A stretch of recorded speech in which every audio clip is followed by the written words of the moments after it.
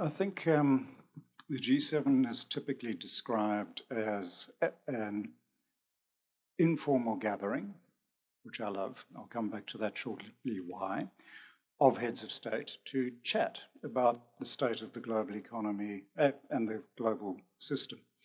So the capstone of the G7 process, and there's a lot of machinery that sits behind that G7 process, obviously. And in that sense, it's not informal at all. But the capstone is the Heads of State Summit. What the heads of state do is they take long walks in the garden, they chat to each other, and they'll solve something, whatever it is. And then they gather around tables and they have a conversation. Everybody else is outside the room except for one aide.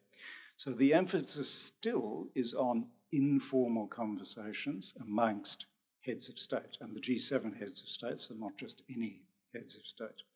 And what's really interesting is that the G20 has, in essence, copied that process. So in a sense, the G7 process has been more broadly socialized. And so has the BRICS process. Yeah, that's what, I mean, your introductory passage squarely compared the BRICS and the G7. Yeah, that's exactly right. So, but it's also important to understand that there is a lot of formality that sits behind it. So the way the G7 process works, well, it has various tracks, but basically the heads of state will appoint a Sherpa who represents the head of state in the G7 preparatory phases. And the purpose of the Sherpa is to identify and deliver the agenda and the heads of state summit at the end, the heads of state communique. And the G20 works in a very similar fashion. There's a Sherpa and there's the Sherpa track, but the G20 also has the finance track. And that's really, in my view, the core of the G20 process is the finance track, as it has long been in the G7 process as well. Because at the end of the day, it emerged, the G7, amidst a massive global financial crisis. And that was the aftermath of the collapse of the Bretton Woods system. Yeah. And then it's had various ebbs and flows in terms of trade. So certainly the G7 heads of state had an ongoing conversation about trade during the Uruguay round and the early stages of the Uruguay round. Now, how influential they were in getting the Uruguay round off the